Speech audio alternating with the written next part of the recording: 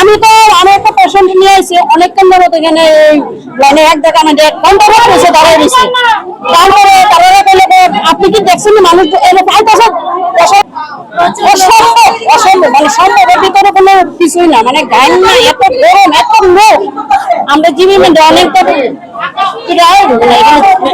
আজকে মতো কষ্ট, আজকে পরিষেবা বলে না, আজকে মতো কষ্ট এত কষ্ট হইতেছে তোর মতো না।